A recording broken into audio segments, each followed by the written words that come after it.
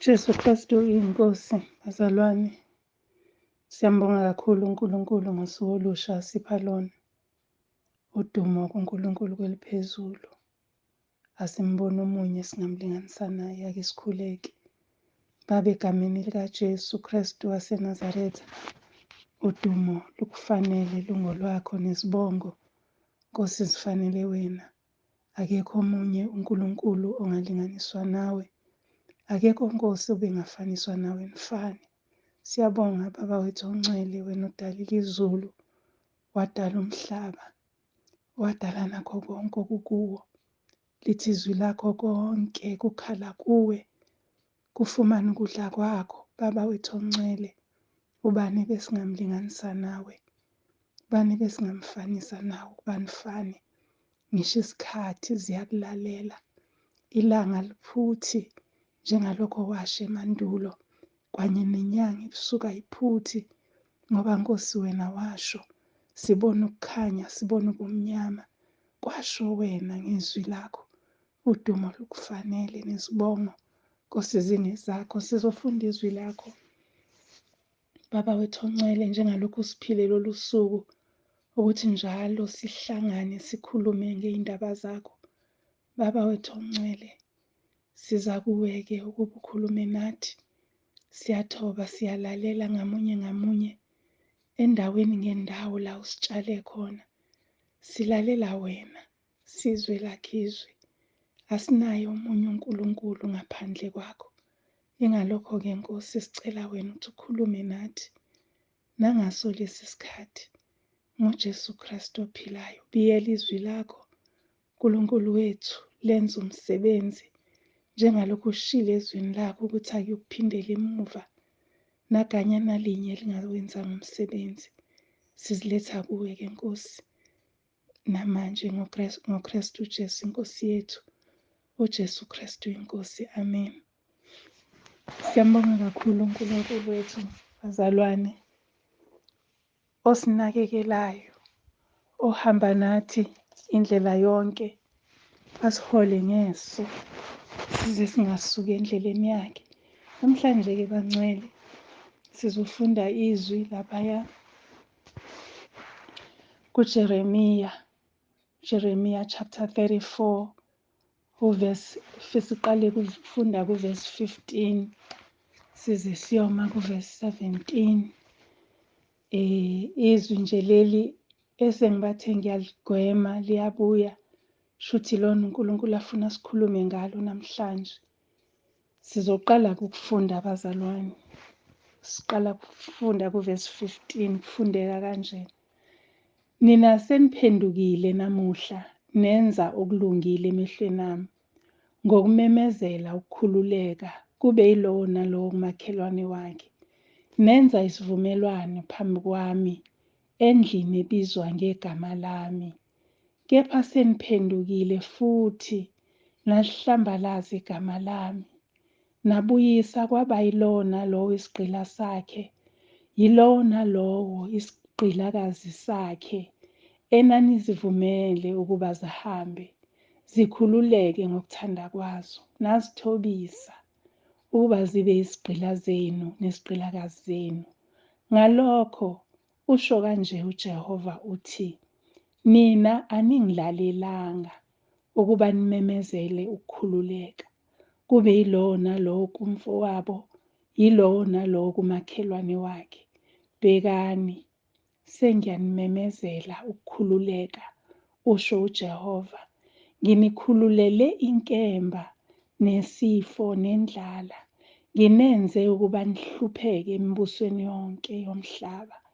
Izwi lakho leli, Baba wethu ongcwele, khuluma ngalo-ke namanje.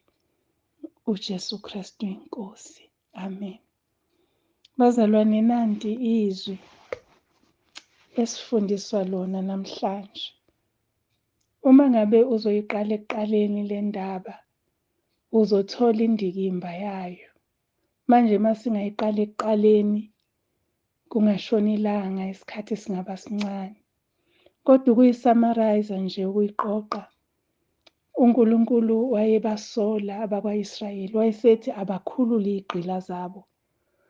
Uma sizokhumbula zazikhona igqila kuqala kunanamhlanje kusakhona into okuthiwa i-Slave Act eyabolishwa yaphela. Nasemandulo-ke yazazikhona igqila, umuntu wayethathwa nje athengwe kwesinye isikhathi angethengwa kuthi makulwa izimpi athunjwe ayobe yisigqila somuntu othize. Uma wawisigqila-ke wawenza yonke into okuthiwa yenze. Wawungaphili impilo yakho, wawungabi nakho ukuthi ngikhathele, wawungabi nakho ukuthi ngiyagula namhlanje, wawungabi nakho ukuthi hhayi ngizokwenza kusasa. Wawenza njengoba lokhu kushiwo. Nanamhlanje bazalwane, siyakubona ubugqila, siphilile kubo ubugqila. Angazi noma kufanele ngikhulume ngobugqila. Siphilile ebugqilini bazalwane. Wenze into engenasidingo, kodwa yona ikudinga ukuthi uyenze. Sesiyizigqila zesono. Besiyizigqila zesono bangcwele. Angazi noma ukhona ongakaze abe yiso yini. Khona into obuke uyenze ingenasidingo, kodwa uyenze. Uthola ukuthi uyathenga into ngemali yakho yokugcina, kodwa ayinasidingo kangaka, ungaphila ngaphandle kwayo. Besiyizigqila-ke bazalwane, ubugqila umuntu nomuntu okule nkundla uzobazi ubugqila. Angidluleke ebugqilini. uNkulunkulu-ke ebesithumela umprofethi athi akatshela inkosi ukuthi ayimemezele ezweni ukuthi akukhululwe izigqila. Azihambe igqila zibe ngabakhululekile. Abantwana bakwa-Israyeli bayithoba ngaleso sikhathi. Basidedela isigqila. Uma besidedela isigqila, hhayi kwathi gweqeqe, baphinde bahamba bayozilanda futhi basithobise isigqila. Kade sesikhululekile. Bazibuyisa, kwabilowo nalowo wabuyisa isigqila, wabuyisa isigqilakazi. Bazohlala nazo la endlini. Kule ndaba-ke bazalwane, angizugxila kakhulu ebugqilini, kodwa ngizogxila kakhulu ezintweni esizilandayo. Kade sesikhululekile kuzo. Kunezwi elilaphayana kwizaga, ngithi uzaga 28, kodwa uvesi 13 wakhona. Leli zwi lithi ofihla isibambeko zakhe akayiphumelela, kepha ozivumayo azishiye uyakuthola umusa. Azishiye uyakuthola umusa. Uthi uNkulunkulu khululani izigqila, ziyekeni zihambe. Uthi uJesu umefika emhlabeni uzokhulula umuntu ezonweni. Siyavuma, siyabona, siyakhululeka, siyaphila. Ngasho la kule nkundla ngakhuluma ngokuthi ngibonga uNkulunkulu ukuthi imali engiyitholayo ngithenga ukudla, kube ukuhlunyelelwa kwenyama yami nabantwana bami nomndeni wami nalowo ongenayo kuleli khaya lakwaNsibande. Anginayo imali ehambayo nje iye mhlambe ku-makeup noma iye ekwenzeni iy'nsipho noma ekwenzeni iy'nwele, okuyinto engenamsebenzi, into engangiyisa ezulwini, into engakuhlengi ukuphila kwami, into engahlumelelisi ngisho inyama yami. Bazalwane, sakhululwa ebugqilini obukhulu, sakhululwa ebugqilini besono. Kodwa uma ngabe sesilanda izinto zasekoneni siy'buyise kithi, silanda izigqilakazi ney'gqila zethu, siy'buyise kithi, thina siba yigqila phansi kwazo. Kufana nomuntu ophula umthetho, uphenduka ube yisigqila ngoba awukhululeki, awuhambi ngisho ngokukhululeka emgwaqeni, awuhambi ngisho ngokukhululeka kubantu, usuyisigqila, ugqilazekile, ugqilazwe yisigqila osilandile, waze usingenise endlini yakho. Kuncane-ke lokho engikushoyo. Okukhulu kakhulu ilokhu uNkulunkulu akuhlulela ngakho uma usulanda isigqila. Sikhala ngokuhlupheka bazalwane. Ukhona umusa ofunyanwayo uma uzoshiya. Kodwa uma ngabe uzophinda ulande, uthini-ke uvesi 17? uthi verse 17 ngizomcaphuna ngasekugcineni. Uthi bhekani sengiyanimemezela ukukhululeka, usho uJehova, kodwa nginikhululela inkemba, nginikhululela isifo, nginikhululela indlala, ukuba nginenze nihlupheke embusweni yonke yomhlaba. Mhlambe usenkingeni ethize, uhluphekile kakhulu. Awuphenduke ubheke emuva ukuthi akukho yini okushiye phambi kaNkulunkulu, wavuma wathi ngiyakulahla lokhu, wasuphinda ukulanda.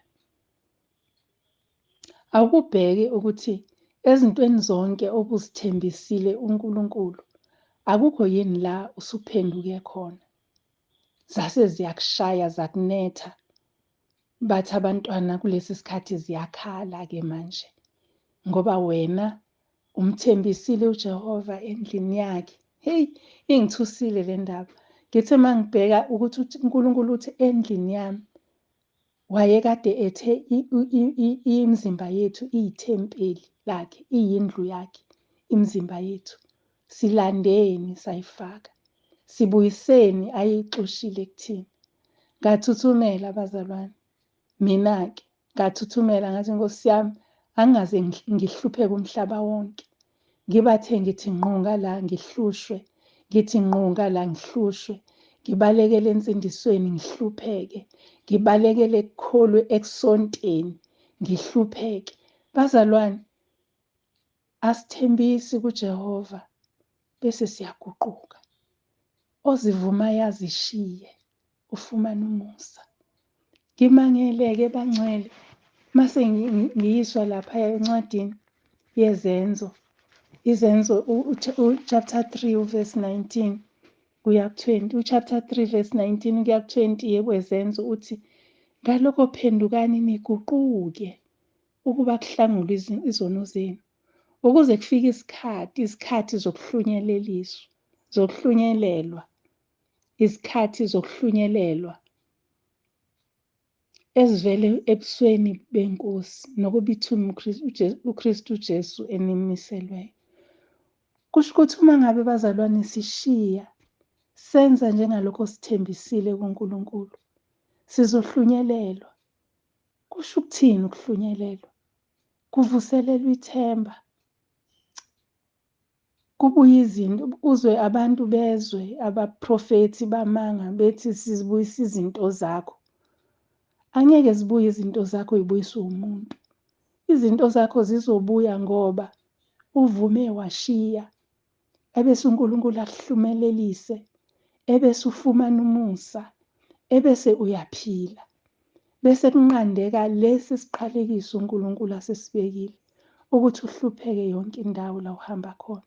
Ubathe uthi nqo kulo mnyango, uvaleke kuwena. Ubavulekele abanye uzuthi hawu, mina ngikholwa, abangakholwa kuyabalungela. Kanti khona la uye walanda khona izinto okusuthe uyishiyile, uNkulunkulu wajabula. Incwadi esiyifundayo ekuqaleni laphaya kuverse 15 uthi ngimemezela ukukhululeka kuba yilowo nalowo makhelwane wakhe, naseniyasenza isivumelwano ngaphambi kwami. Sivumile kuNkulunkulu, sitheni?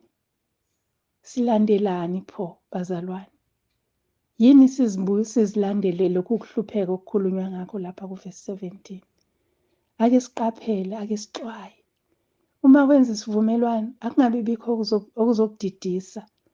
Ngike ngaba nje ngisangena ensindisweni, ngaba nento eyayingididisa kakhulu, ukudlala nje ilotho bazalwane. Yayingidida lento ukuthi angiyintshontshile le mali engidlala ngayo. And nale mali abayifaka laphayana angikholwa ukuthi bayintshontshile. Yayingidida lento bazalwane, and nama-visions, ngizokubeka kanjani, nezifiso ezinkulu.